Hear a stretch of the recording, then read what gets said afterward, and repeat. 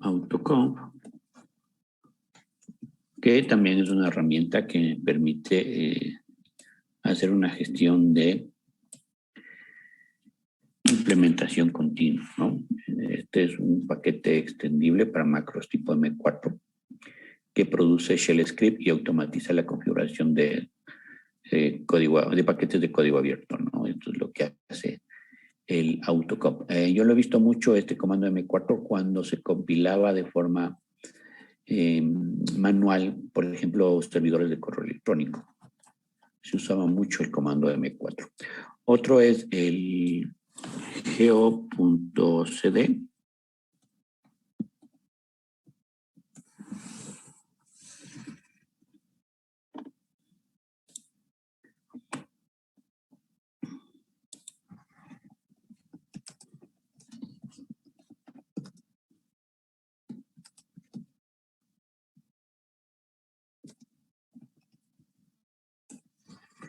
Bien, este es el GoCD, este es un free open source CICD server. Este es un modelo que permite utilizar, fíjese, en JIT y algunas herramientas propias de este sistema, donde podemos encontrar cómo funciona el flujo de trabajo para mejorar el mantenimiento de proyectos de desarrollo de software y así hacer una implementación continua. Es muy, muy interesante este tipo de proyectos. Bien, sigamos con la parte teórica.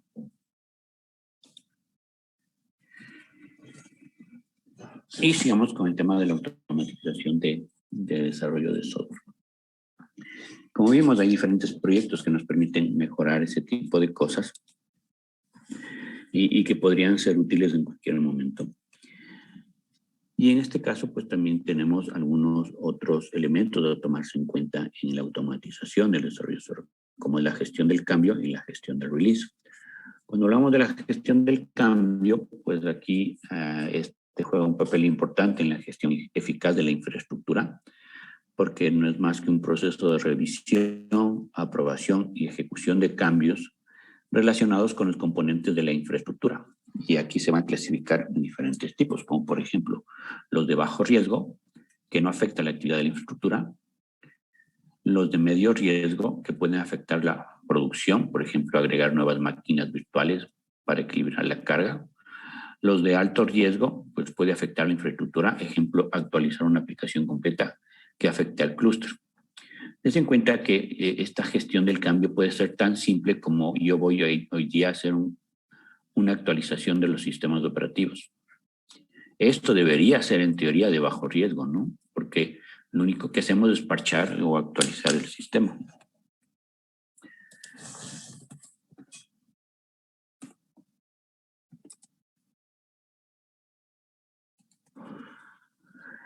Bien, una de medio riesgo, pues vemos que, por ejemplo, hoy ustedes tienen las matrículas en inglés de lo que estoy viendo y es un momento de medio riesgo porque tantas conexiones concurrentes podría afectar el sistema y nadie podría conectarse. Y eso que implicaría que yo debería tener una gestión en el sentido que podría agregar nuevas máquinas virtuales para equilibrar la carga y hacer que el sistema pueda responder a más peticiones en un periodo de tiempo X. Y uno de alto riesgo, pues, por ejemplo, hemos hecho un cambio en la versión del software, hemos implementado nuevos módulos o nuevas características del software y lo vamos a lanzar a producción. Y a veces, por no hacer todas las pruebas correspondientes, esa actualización completa podría afectar todo el desempeño de un clúster. Entonces, como vemos, cuando hablamos de infraestructura, tenemos que tomar en cuenta todas las posibles aristas que pueden afectar en un momento determinado el rendimiento de todo el sistema. Cuando hablamos de gestión de release, este es un proceso de planificación, diseño y construcción del marco necesario para llevar un producto software a la producción. Es decir, en un momento determinado nosotros decidimos cuándo un sistema se puede lanzar y esté a lo suficiente maduro como para entrar a producción, algo que en nuestro medio todavía no se hace con toda la rigidez posible. Bien, entonces los elementos a tomar en cuenta en este caso son petición de características, herramientas para packing, metodologías de entrega y problemas de riesgos que nos puede hacer el release.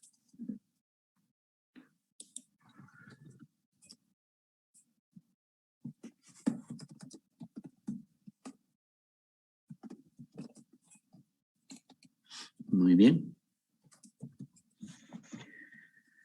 Sigamos. ¿Cuáles son las metodologías que se pueden utilizar en el desarrollo de software más comunes y básicas? ¿Qué son la metodología en cascada, la que es clásica? Las metodologías ágiles, que hoy están de moda y que todo el mundo está utilizando en el desarrollo. Y también el Scrum.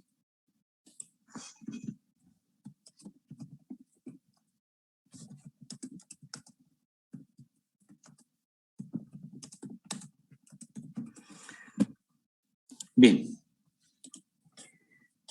La metodología Scrum es la que se utiliza en el desarrollo de software, sobre todo a gran escala, hoy por hoy, cuando tenemos grupos de trabajo medianos o grandes, y nos va a permitir manejar grupos de tal manera que se les puede asignar ciertas partes de lo que viene a conformar el proyecto a cada grupo o a cada persona.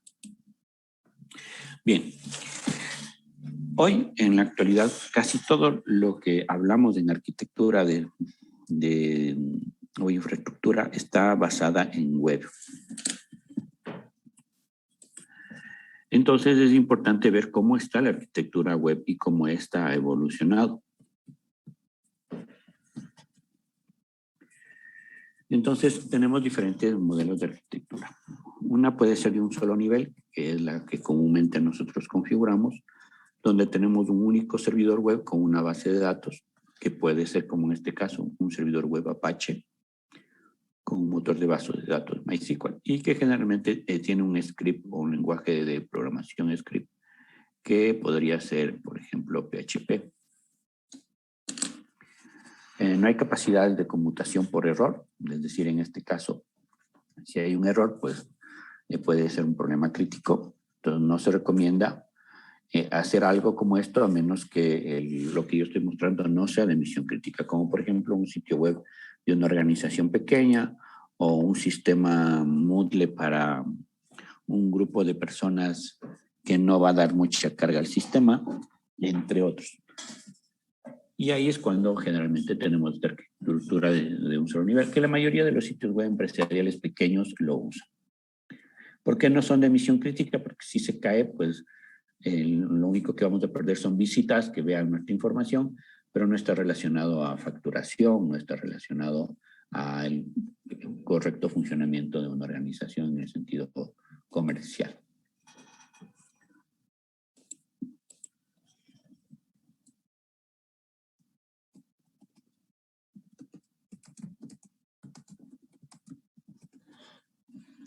Bien, luego tenemos una arquitectura de 2 niveles. Aquí en esta arquitectura se agrega mejor tolerancia a fallos, porque ya nos centralizamos todo a un único servidor. Tenemos los mismos defectos de la arquitectura de un solo nivel, porque si tenemos algo de misión crítica al tener un solo equipo, pues podríamos también tener problemas y no es escalable. Entonces aquí tenemos un servidor para lo que es el Apache y podría estar junto al PHP, y aquí tenemos un único para el database. Lo que hacemos en este caso es dividir la carga de procesamiento y uso de recursos de cómputo entre los dos equipos. La base de datos se encarga de gestionar todas las consultas y el Apache se encarga de mostrar la información a los navegadores de los usuarios que están conectados en este caso. Tenemos una mejor tolerancia a fallos porque si se cae este servidor, por ahí ya podemos estar mostrando la página con alguna información. Y si se cae la base de datos, pues también podríamos estar mostrando cierta información, por ejemplo, que no sea dinámica. Bien, luego tenemos una arquitectura de 3 niveles. En este caso ya se introduce el concepto de balanceo de carga, es decir, contamos con un servidor de balanceo de carga. Este es un diseño más escalable porque podemos seguir aumentando servidores en el modelo o incluso acá. Se puede configurar un autoescalado si fuera necesario. Es decir, si la carga de los usuarios está un X porcentaje, pues automáticamente ingresamos nuevos servidores en caso de que la carga suba. Aquí se puede sobrecargar la base de datos si fuera necesario. Y lo interesante de esto es que, como ustedes ven, al tener un balanceador de carga, este software actúa como el gestor del tráfico hacia los diferentes servidores web, de tal manera que cada uno puede gestionar grandes volúmenes de tráfico. Y es de alguna manera como en teoría empezó funcionando los principales sitios web que ustedes consumen a diario, ¿no? Como visitar Google o como visitar Facebook. Que su arquitectura es en teoría un inicio de estos conceptos. No pensarán que hay un único servidor que está respondiendo a todo. Son miles de equipos que están respondiendo millones de peticiones cada segundo, más en esta época, ¿no? Bien, luego tenemos la arquitectura de 4 niveles, que es la que en realidad más se usa en las grandes corporaciones, pero que en nuestro medio todavía no es utilizada y no se toma en cuenta como un método de acceso a los diferentes sistemas, sobre todo los de emisiones críticas, porque requiere mayor inversión, porque imagínense, necesitamos una infraestructura de servidores, una arquitectura de servidores lo suficientemente robusta, que cuente con alta disponibilidad y redundancia lo suficientemente amplia como para brindar una solución de este tipo. Lo que organizaciones pequeñas o gubernamentales muchas de las veces no se puede dar. Entonces, se puede escalar el servidor web mediante un servidor base de datos. Y aquí tenemos algunos proyectos que podrían usar esto, Memcache y Cassandra Apache.org. Obviamente es más tolerante a fallos. Aquí tenemos un manejador de balanceo de carga con diferentes servidores y un manejador de memoria caché para las peticiones y consultas de bases de datos, y asimismo podemos ir ampliando las bases de datos. Este mecanismo es el más interesante de todos. Veamos qué nos muestra cassandra.apache.org.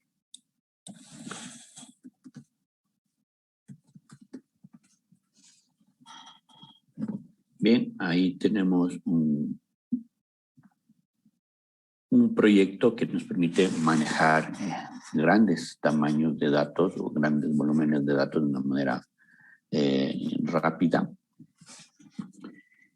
Y ahí nos da incluso algunas informaciones interesantes de cómo serían las herramientas y cómo sería la inclusión de clústeres de servidores que puedan generar este tipo de soluciones. Podría ser un tema interesante para una tesis, muy útil, que podría incluso plantearles a los chicos de último nivel de TI. Bien, vamos a continuar. Pero recuerden que estos proyectos requieren bastantes servidores. Nosotros podríamos hacer algo simulado pues con muchas máquinas virtuales, pero necesitamos suficiente equipo o suficiente hardware como para poder realizar pruebas de esta índole, ¿no? Bien, luego tenemos arquitecturas de 5 niveles. Aquí se agrega el servidor web y la base de datos. Un servidor de aplicaciones Java con Jetty o JBoss, que ya estamos hablando de tecnología un poco más avanzada. Aquí se usa generalmente para distribuir contenido estático y dinámico. Entonces el Apache sería el encargado del contenido estático y el JBoss sería el encargado del contenido dinámico. Entonces aquí ya hay una gestión y una diversificación de las respuestas que se da a los usuarios a través del balanceador de carga en base al tipo de información que vamos a mostrar a los usuarios, ya sea por JBoss hacia las bases de datos o ya sea con páginas estáticas por Apache o NGINX, que es el otro servidor web muy utilizado, que podríamos gestionar para que funcione un sistema como esos. Lo interesante aquí es que ya necesitamos software comercial con licencias que nos podría brindar ciertas soluciones para volúmenes muy altos de tráfico en una red de datos.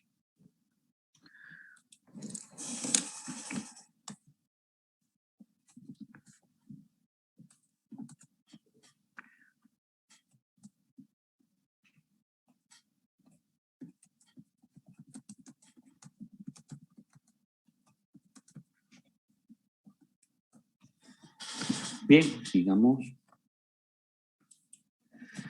Luego tenemos la arquitectura de 6 niveles. Este es una arquitectura donde se va a agregar una red de entrega de contenido que se llama Content Delivery Network, y sus siglas son CDN, para la descarga de contenido. Es útil para sitios que publican videos o cualquier tipo de datos que requiere mucha descarga. Por ejemplo, Netflix, por ejemplo, YouTube, por ejemplo, sitios que tienen mucha información de multimedia, como podría ser estos sitios que manejan la parte de la música, como puede ser, por ejemplo, Spotify, entre otros, ¿no? En este caso, el tener una red de entrega de contenido va a hacer que el sistema determine qué es lo que usa para la entrega de la información. Entonces tenemos los usuarios, el balanceador de carga, la información de páginas estáticas, la información de páginas dinámicas y luego el contenido, en este caso de gran volumen, como pueden ser videos y tipos de datos que requieren mucha descarga. Entonces aquí el sistema va a discriminar de acuerdo al tipo de información que está requiriendo el usuario, ¿no? Por ejemplo, ustedes se loguean al Netflix, ven la página estática de Netflix, luego consultan información sobre películas que estén, por ejemplo, en un rango, y una vez que tienen la información y quieren hacer play a la película, pues ya la entrega por otra red. Entonces se diversifica la forma como se entrega el contenido y por tanto se hace una mejor gestión de la infraestructura que contamos en la red. Esta arquitectura global, que vendría a ser la última, permite acceso desde cualquier lugar a través del uso de centros de datos. Para mejorar la eficiencia, se puede crear puntos de presencia de almacenamiento en caché para dar servicios de baja latencia a los usuarios que están cercanos, como por ejemplo hay un proyecto que se llama Traffic Server Apache.org. Es muy caro de implementar, por lo que se puede contratar un CDN a nivel de Amazon, Rackspace o también a nivel de Google, ¿no? Entonces no es que nosotros podemos implementar y montar una infraestructura para tener una arquitectura de este tipo global. Es mejor contratar a alguien que ya lo tenga, como Amazon, Rackspace y Google, y a través de ellos usar los CDN que ellos nos pueden brindar. Entonces, ¿qué tenemos aquí? Que tenemos, por ejemplo, unos servicios de núcleo, por ejemplo, en Chicago, otros servicios de núcleo en Austin, y los usuarios, dependiendo del lugar de donde se conecten, nosotros podemos diversificar el tipo de conexiones al lugar más cercano.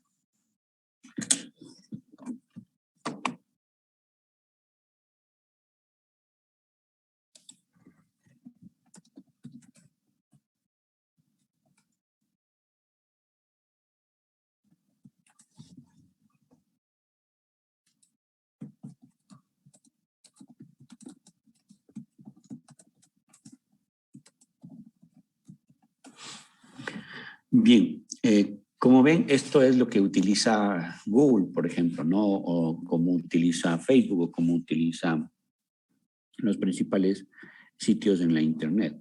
¿Por qué razón? Porque ellos diversifican el tráfico dependiendo de la zona geográfica de donde nos conectemos. Entonces, si ustedes están en Europa, no van a conectarse a Google que esté en California, se van a conectar al data center más cercano que podría estar en Irlanda. O si ustedes están en Asia, pues podrían conectarse a algún data center más cercano que podría ser Corea del Sur o Taiwán. Y si están en Sudamérica, pues podrían contactarse a Miami, que es lo más común, dependiendo de qué lado de Sudamérica estemos. Si estamos en el lado del Océano Pacífico o el Océano Atlántico, pues tenemos ahí la fibra óptica que está en el mar y que dependiendo de eso, pues toma la decisión a cuál data center más cercano se utiliza. Por ejemplo, si estuviera en Argentina, lo más probable es que usen el data center de Brasil. Y así, ¿no? Son los posibles puntos de conexión que tendrán los diferentes usuarios hacia los sitios que tienen una arquitectura global, como Google, como Facebook, como Netflix, entre otros. Aunque les cuento que Google y Facebook tienen su propia infraestructura, no así en Netflix, que utiliza Amazon como infraestructura para todos sus servicios. Bien. Luego tenemos un mecanismo de autoescalado que permite aumentar o disminuir los recursos de la infraestructura para satisfacer la demanda. Esto es una característica adicional a la que ya se dispone, como por ejemplo el sistema de Netflix, ¿no? Amazon Web Service y Google Cloud ofrecen autoescalado automático. Es decir, yo le contrato a Amazon un servicio que me permite a mí tener a disponibilidad mis características de rendimiento de CPU y de memoria de acuerdo a cómo yo vaya necesitando en momentos determinados. Y esto hay que entenderlo de la siguiente forma. Por ejemplo, ustedes en su casa tienen una computadora con un tamaño de CPU, un tamaño de RAM y un tamaño de disco, ¿verdad? Esta es la limitación que ustedes tienen. No pueden procesar más de la cantidad de CPU que tienen, no pueden almacenar más de la memoria RAM que tienen y no pueden guardar más del disco que tienen. Entonces, cuando tenemos un sistema autoescalado, significa que yo no tengo en este momento la posibilidad de crecer, ¿no? Entonces, al tener un sistema autoescalado, me da la posibilidad de yo solicitar poder de cómputo de forma, entre comillas, infinita, ¿no? Con un proveedor que tiene suficientes recursos para yo en un momento dado, por ejemplo, voy a requerir más memoria de la que dispongo, el sistema automáticamente me permite crecer o bajar de acuerdo a la cantidad de usuarios concurrentes que yo esté en ese momento manejando.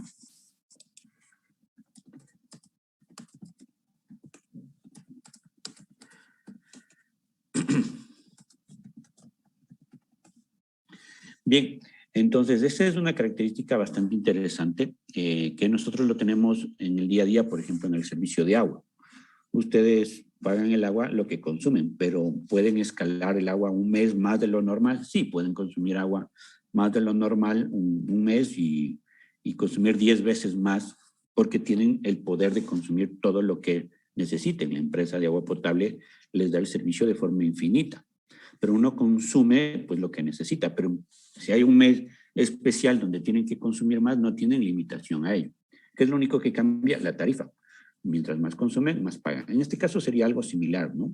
Lo mismo la energía eléctrica. Ustedes tienen energía eléctrica, pero pueden conectar todos los aparatos que, entre comillas, quieran. En teoría sí, pero su casa tiene una capacidad máxima de conexión de equipos, ¿no? Tienen una cantidad máxima de toma de corrientes, también tienen un tipo de cable X que les va a permitir una cantidad máxima de poder de kilovatios hora a consumir en un momento determinado, pero en teoría es casi infinito.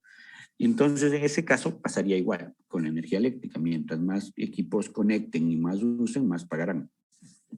Y lo mismo ocurre con el sistema autoescalado de cómputo, ¿no?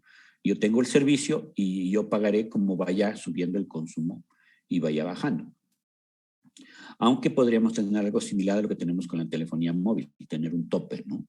Yo pago por lo que consumo y tengo un tope que yo podría decir, bueno, si ya tengo una cantidad de usuarios y recursos que ya sobrepasan mi presupuesto, pues párele ahí y que ya no deje entrar más usuarios porque mi presupuesto ya no lo permite. También es interesante.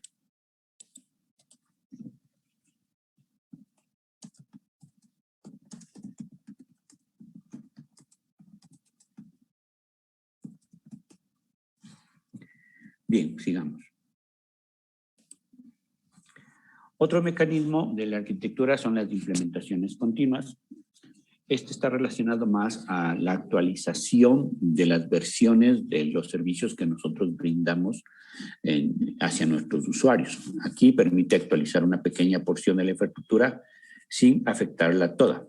Se lo puede hacer implementando código a nuevos servidores o máquinas virtuales dentro de una arquitectura hasta reemplazarla por los anteriores. Entonces tenemos los usuarios, nuestro balanceo de carga y pueden estar viendo diferentes versiones simultáneas de nuestra aplicación. Entonces, algunos verán la versión anterior o verán la versión nueva.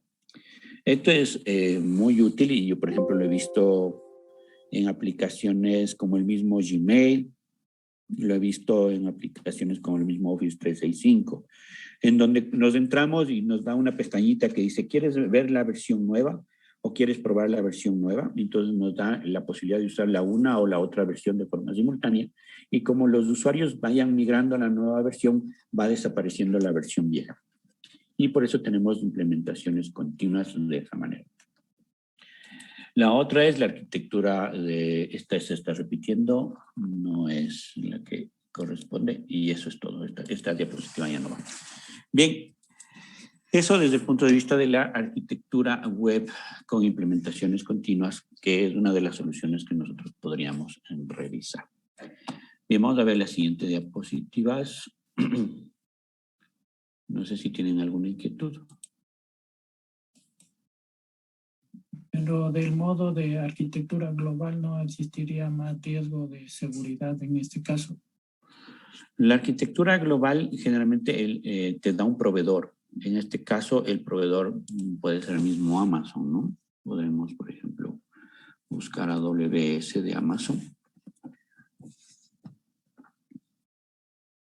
Aquí está. Vamos a ver si no es. Un sitio de AWS de Amazon. Aquí está. Entonces, ellos te dan soluciones de ese tipo donde tú puedes crecer como tú quieras, ¿no? Entonces, AWS es como tener máquinas virtuales propias de Amazon.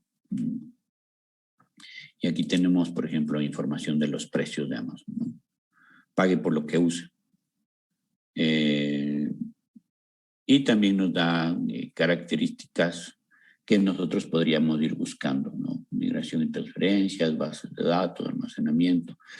Y en computación aquí vemos las diferentes opciones y entre ellas pues tenemos la que acabamos de ver, ¿no? La posibilidad de tener un sistema muy elástico donde podamos nosotros ejecutar un producto a alta escala, que generalmente si ustedes quieren algo como eso, pues hay que contactarse directamente con algún vendedor para que nos dé las diferentes opciones, ¿no? Lo que vemos es, por ejemplo, uno de los clientes más grandes que tiene Amazon, que con mucho éxito utiliza su infraestructura, es Netflix, ¿no? Que tiene, en este caso, una capacidad de dar acceso a contenido multimedia bastante importante. Entonces, como vemos, veamos más información de pague por lo que use. Entonces, ahí están, ¿no? Instalaciones nosotros o con ellos, cómo funcionaría, pero no me está dando precios, que es lo que yo quiero. Y se me quedó ahí.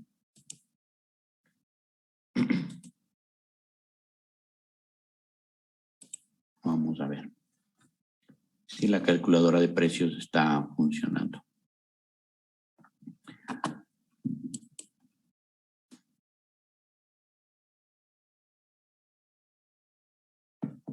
No es tan simple como ven, ¿no?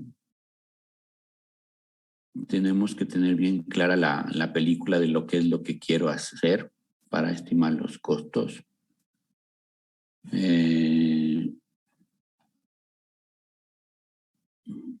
No lo encuentro de una manera tan directa.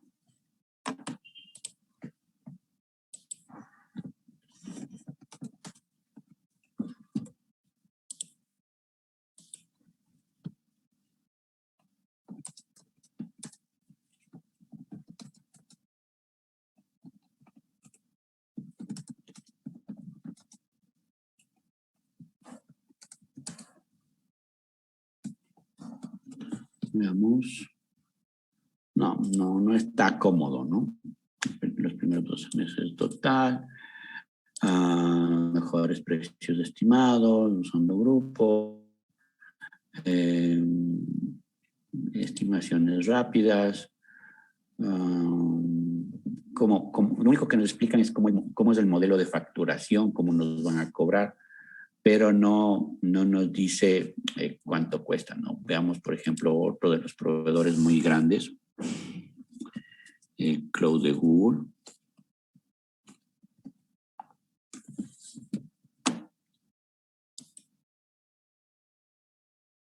Voy a coger lista de precios, ¿no? A ver si este da alguna información más. Vamos por computación, a ver si sale algo interesante. Con respecto a precios, ahí está precios de instancias por máquina virtual, precios por red, precios de discos de imágenes, Vamos a ver si tenemos, solo por máquinas virtuales, a ver cuánto están cobrando.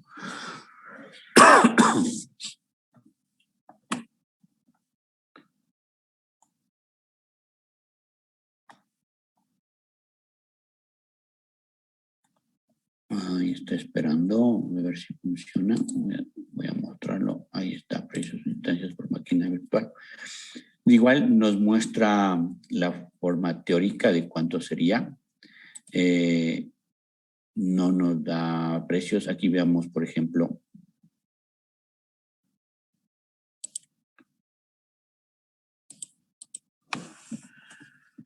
nos dicen que ahí está, ya apareció, por fin. Miren, los precios van cambiando dependiendo de la parte del data center que quieran ustedes contratar en Google. Miren los data centers.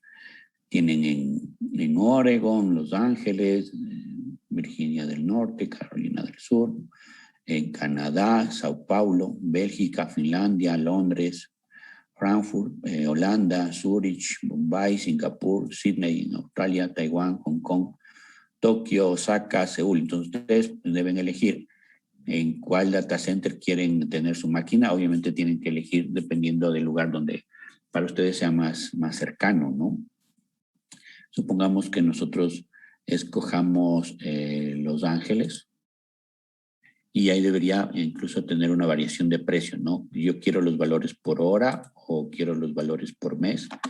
Y ustedes ven cómo está el elemento. Si ustedes tienen un precio bajo demanda, tendrían $12 valor CPU al mes. Precio de los interrumpibles tienen $5.08 por CPU al mes. Precio por un año de uso confirmado, $17 por CPU al mes. Precio por 3 años de uso confirmado, $12. Memoria, tienen $2.6 gigabit al mes. En precio de los interrumpibles, 0.78 gigas al mes. Precio por un año, $2.34 y precio 3 años, $1.67. Pero a esto tienen que ustedes sumarle los valores que corresponden al uso de la red que ellos tienen, si tienen base de datos, el uso de las bases de datos. Es decir, que la factura va a ir sumando dependiendo de lo que vayan utilizando. Miren aquí una máquina virtual NU estándar de un CPU con 3 gigas de memoria.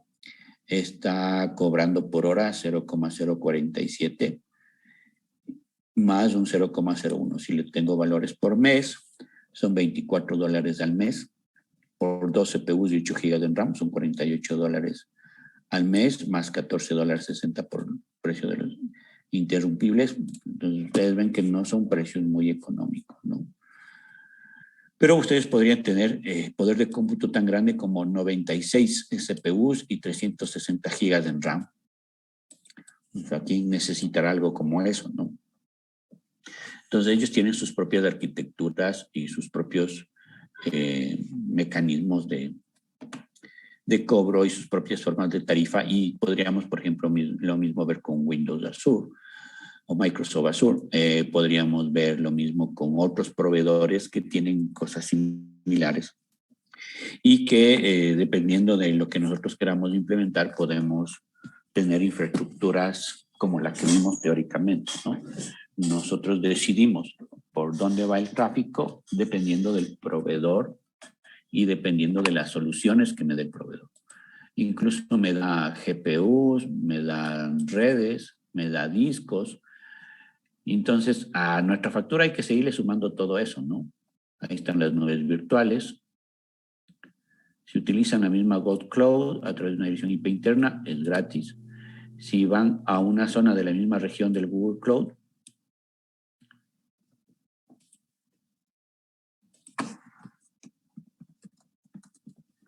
pues tiene un centavito ahí, ¿no?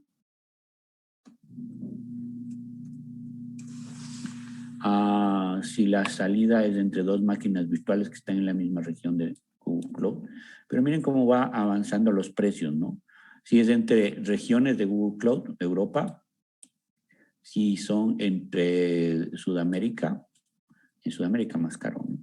Si es entre Indonesia y Oceanía, con origen a destino a cualquier región de Google, 15 centavos. Es el precio, ¿no? Entonces, como se dan cuenta, se puede implementar soluciones como esas con Amazon, con Google, con Rackspace o cualquier otro proveedor. Bien, no sé si tienen alguna otra inquietud.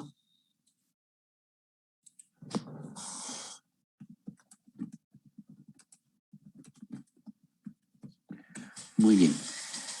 Vamos a continuar. Van a hacer una tarea. Les voy a dejar un documento para que lo lean. Ese documento lo van a leer en el resto de la hora que queda de la clase. Y queda una tarea que lo pueden hacer hasta la próxima clase, en donde tienen que llenar un foro con la información que se solicita de acuerdo a la lectura que van a hacer en la plataforma. ¿Dónde está la plataforma? Aquí.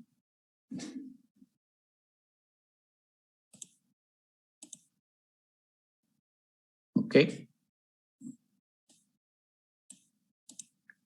Entonces, el documento que ustedes van a leer es este, se llama Centro de Datos.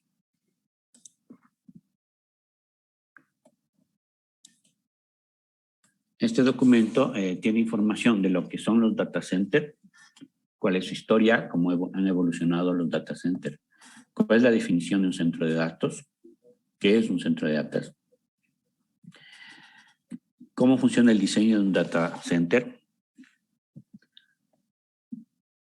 cuál es la infraestructura que debemos tomar en cuenta en un data center o un centro de datos. Vamos a ver qué es la seguridad física, que se le conoce como pecera o sala fría o nevera. Luego vemos la descripción de la infraestructura, cómo es el ambiente físico, cómo son los equipos de comunicación y qué servidores generalmente se colocan en un data center y los parámetros de seguridad. Vamos a ver la definición del data center de acuerdo al TIA EIA 942, que viene a ser el estándar para la implementación de data centers. Y desde ese punto de vista hay dos tipos de data centers, como los corporativos y de alojamiento. Luego tenemos que ver las consideraciones de riesgo que podemos tener en un data center y que debemos de alguna manera precautelar. Y las amenazas, obviamente. Y luego vemos la parte del diseño del data center, que son los tiers de nivel 1, de nivel 2, de nivel 3, de nivel 4. Ya vemos una comparación de los diferentes tiers de los data centers, ¿no? Nivel 1, 2, 3 y 4. Luego vemos la parte de la distribución que funciona en los data centers, tanto en el área de distribución principal, horizontal, zonal y de servicios. Y eso es todo el documento que quiero que se den una lectura. Parece que son muchas páginas, pero en realidad está un poquito de información por cada página. Y luego de eso, de que lo leen, van a participar en el foro que les voy a activar, donde van a hacer una discusión del data center, ¿no? Entonces, una vez que revisen este documento, van a participar en este foro. Ahorita les voy a modificar el tiempo de participación del foro, que va a estar disponible desde hoy, que es 12 de mayo, dejémoslo bien a las 10, y tenemos clases el lunes, ¿no? Entonces va a estar disponible hasta el domingo. 16. Sí. Ok, me lo voy a dejar hasta la noche porque ustedes son muy nocturnos. Y listo. Por favor, tienen tiempo para leer. No hay justificaciones para que no lo hagan. Y ya está disponible. Entonces, por favor, aprovechen el tiempo, tomen notas o apuntes de la lectura. Participen en el foro y ese foro es calificado, ¿no? Tendrá una nota que ustedes seguirán sumando a los trabajos que ya tenemos. Muy bien, yo voy a aprovechar para ver si empiezo a calificar su prueba. Como son bastantes, va a estar un poco demorado. Y estamos pendientes para la clase del día lunes. Nos vemos el día lunes. Que tengan un excelente fin de semana. Y les pasaré el enlace de Zoom el día lunes.